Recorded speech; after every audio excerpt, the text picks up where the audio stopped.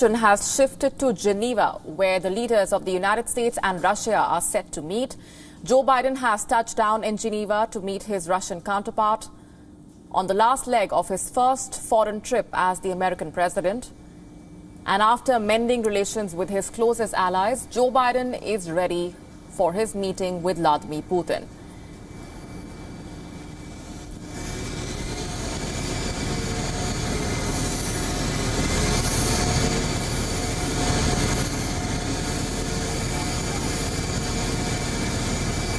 Biden was greeted on the Geneva airport tarmac by the Swiss president. The heads of the Geneva cantonal city authorities and U.S. diplomats also joined in to welcome the leader. After handshakes and a few brief exchanges, Biden climbed into his armored limousine known as the Beast.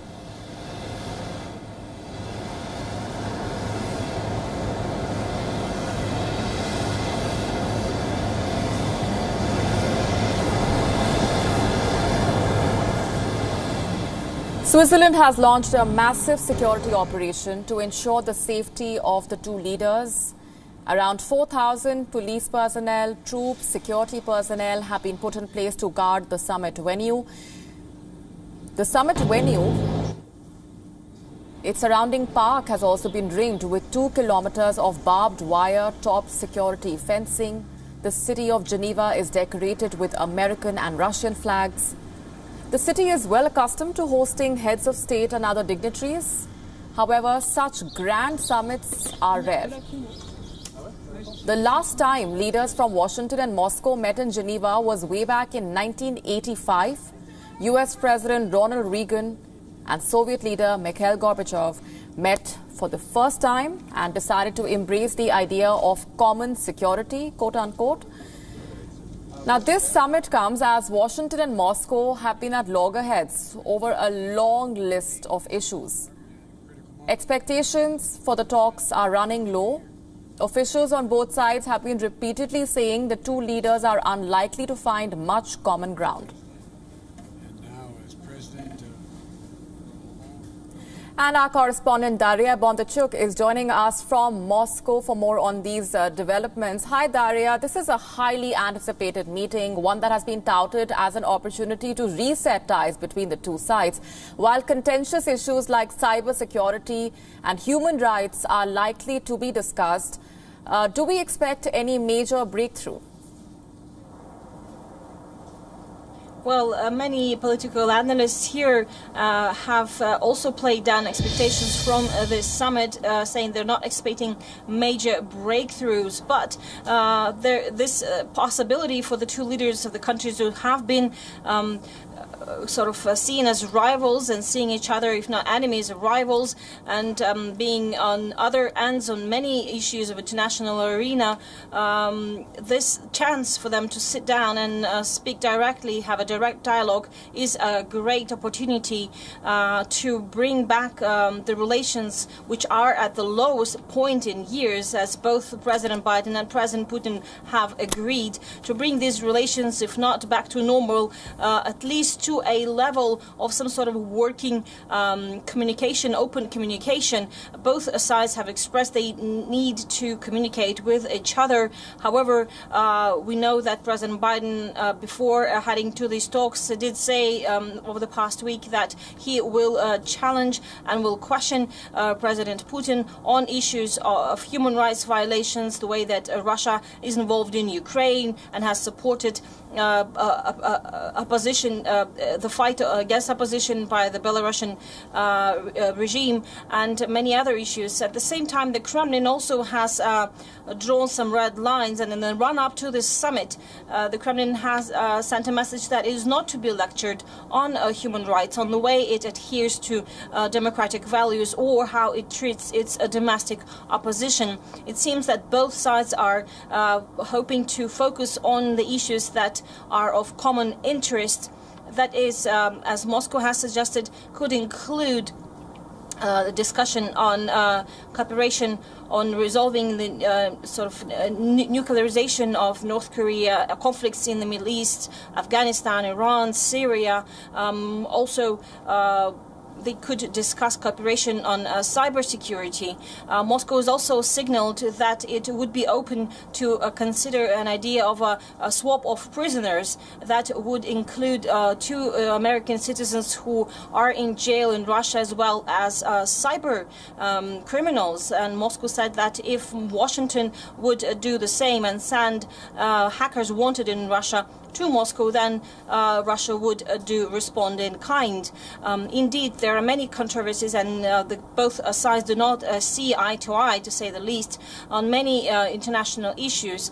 And again, the leaders have not openly criticized each other. On the contrary, what we've seen in recent week, the rhetoric has sort of soothed and has come down a little bit from the previous years of harsh accusations, and we've seen many disappointing developments in bilateral relations with tit-for-tat diplomatic expulsions, accusations of human rights violations, of cybercrime, of meddling in each other's affairs. Russia has brushed off all these allegations. So we are looking at the summit, and many experts indeed say that this is the first opportunity for them to meet in the presidential capacity. We know they've met before previously, but this is the first summit for President Biden with President Putin, their first face-to-face, and this is a chance for them to evaluate each other and sort of find ways to communicate their concerns and their interests, and hopefully work out some ways in which both countries could indeed work together on issues of common interest. Right, Daria, like issues like cybersecurity, even the fact that Russia has expressed this willingness to discuss these issues, even Alexei Navalny finding a mention in that statement that was given out by the Kremlin aide, where he was talking about the agenda for this summit. These have also left several experts surprised.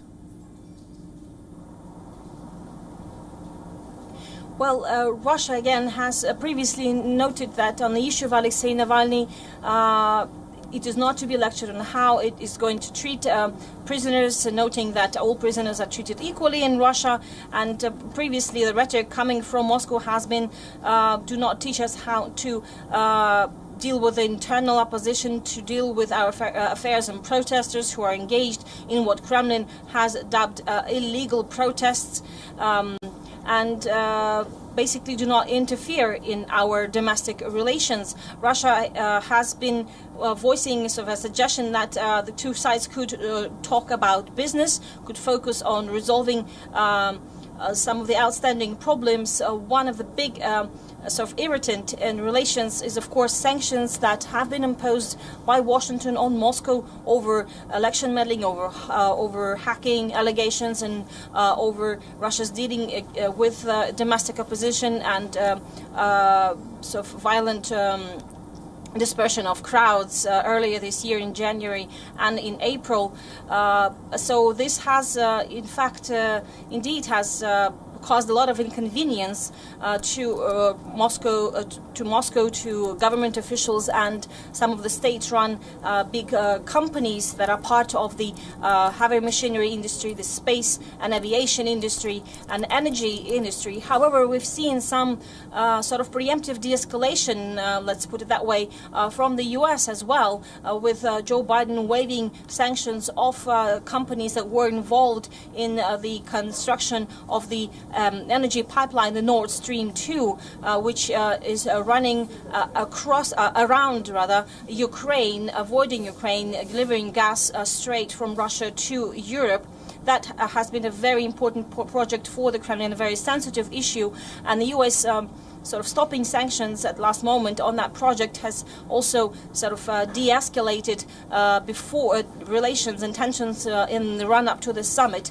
So we've seen sort of a softer rhetoric on both sides. We've seen preemptive de-escalation by Moscow and Washington in the run-up to the summit. So many analysts interpret this as an intention that both sides have an intention to restart a dialogue on a somewhat firmer ground. Right. And possibly establish a relation where there will be less unpredictable, that will be more positive and more constructive.